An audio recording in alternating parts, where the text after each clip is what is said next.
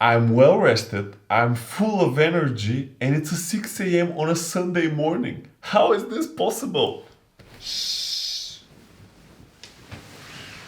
In this video, I'm sharing with you my sleeping hacks. Let's go to the other room. In the past few months, I have an enormous boost in energy.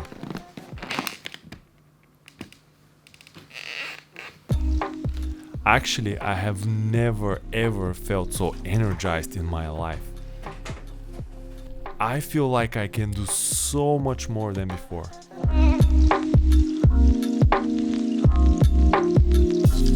And one of my major energy hacks was sleep. Once I fixed my sleeping schedule, my energy went through the roof. I could do so much more, not only for one day, but like in days in a row. I wasn't getting tired during the day. I was feeling so fresh and so powerful. And while I was reading on sleep in the last year or so, I realized that one of the main reasons for my volleyball career to fail was the wrong sleeping schedule. One of the main functions of sleep is to recover tissue, and I wasn't sleeping properly. I was going to bed at different time every single day. I was actually staying late after 11, 12 p.m. easily almost every day. And then I wasn't getting enough sleep during the day. I wasn't napping for an hour or two just because I didn't have time. That led to more injuries, being more tired, giving my muscles less time to recover and also to grow, which of course led to a few injuries that ended my career. Now I prioritize sleep over anything else, and yes, I might be boring and I might be the first one to leave every party. I don't care. I can get so much done every day and I feel so great for weeks in a row that I really don't care. This whole video will be science-based, and I'll link all my favorite resources and books in the description down below. But I want to present it to you in more practical way, so show you the practical side of sleep. And I'll do this by sharing the do's and don'ts of sleep. And let's start with the don'ts. Don't try to repay your sleeping debt during the weekend. There's no bank of sleep. It's not actually a credit. Even if the average amount of sleep per day goes to 7.5 hours to 8 hours when you're sleeping 10, 11 hours during the weekend and 6 to 7 hours during the week, in the short term you might not see any differences, but in the long term this will have effect on your health. And I mean, you'll be more prone to diseases and you'll feel more tired and your brain functions a little bit slower with time if you're not having the right sleeping schedule.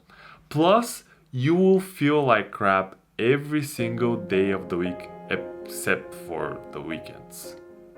I'm pretty sure many people will hate me for the next one, but don't drink alcohol before you go to bed. Yeah, it could be difficult for some people, I know, but the way that alcohol affects your sleep is pretty bad, I would say. You know that amazing relaxation feeling that you get from a drink, just even a glass of whiskey or something.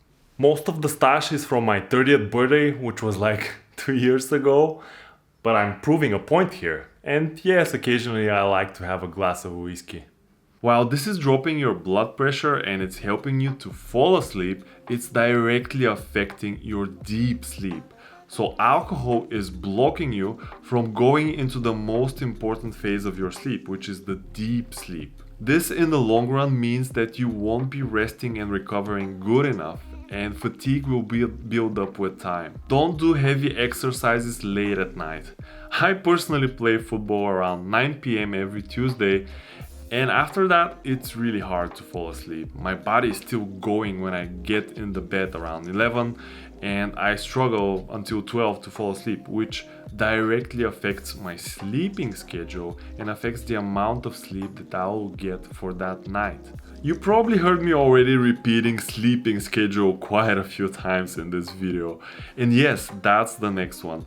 Try to avoid going to bed at different times. I cannot overemphasize this one. It is extremely important. Find the best time for you, which actually I'm also going to share with you in the do's, which is the best time to go to bed. Find the time and just stick to it. It doesn't matter if it's a weekday or a weekend. If you're going to bed at the same time and you wake up at the same time every day, this will do miracles for your energy levels. Our bodies love routines, and this is something that you need to build if you want to have more energy. The first do is to get a comfortable bed. We spend around 1/3 of our lives sleeping, and we buy a lot of clothes, a lot of shoes that want to be comfortable in, but we don't always invest in the right bed. I've personally been guilty of that, and especially if you're living under rent like I do, and there's already furniture and you already have a bed and a mattress, you say like, okay, I already have this, so I'm not going to buy anything extra. Well, that's a big mistake. I personally love sleeping on very hard beds, but in my last apartment, the bed was so hard that I was waking up tired and I couldn't figure it out. I was like, why is this happening? Then I got the brilliant idea to buy a top mattress from memory foam, which is like one of the most expensive, best materials for mattresses. And oh my god, the first night I slept on this, it was like sleeping on clouds, and I was so well rested and everything kind of fell into place. Same goes with the pillow. Make sure you have a comfortable bed and of course a comfortable pillow. My first criteria when looking for an apartment is to be at a quiet neighborhood. This is so important for your sleep. Any kind of noise, especially if you're a light sleeper, can break your sleep, which of course then results in feeling tired. And if you're living in a building or a house that it's near a road or there's a lot of noise in the neighborhood, make sure you invest in good windows or anything else that you can have in order to have a quiet bedroom. Do you hear this? It's the sound of nothing, and that's the best sound for sleep. Also, very important is to keep your room as dark as possible. Our bodies follow the biorhythms of the earth, and actually that is the reason for feeling a lot more sleepy during the winter when it gets dark very early.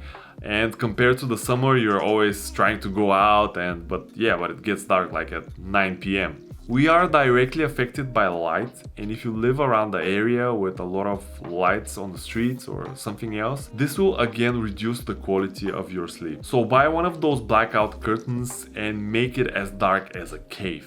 You are really going to like this one. Sex immensely helps the quality of sleep. Well, actually the sex that includes an orgasm, otherwise you'll be very stressed and nervous. Orgasms are the best natural sedatives, and if you don't have a partner, well, that's fine, you can still have one. Just roll the dice or whatever else women do to get pleasure. The last and the hardest probably to keep recommendation for great sleep is to go to bed at 10 p.m. the latest. I know it's hard, yeah, especially during the summer. It gets dark at 9:30, and this means that after half an hour you have to go to bed, which is totally crazy when the weather is so nice and you want to go out, but it is proven that you get your best sleep between 10 p.m. and 2 a.m. I couldn't believe it until I felt it. For a number of years, I was going to bed around 11, 12, and I was waking up around 7:30, 8, which makes about 8 hours of sleep. But I was always feeling tired. Always, like there wasn't a single day that I was waking up and I was like, woo, yeah, let's do this. And I couldn't figure out why. I thought it's because I'm too tired or whatever else I could think about, but I wasn't thinking that I'm sleeping the wrong way. And then I pushed myself to start waking up around 6 a.m., which I have a video on, and that completely changed everything, because then I had to go to bed at 10. And I could feel the energy in the morning. It was so weird, waking up at 6 and you're like, I'm excited about this day.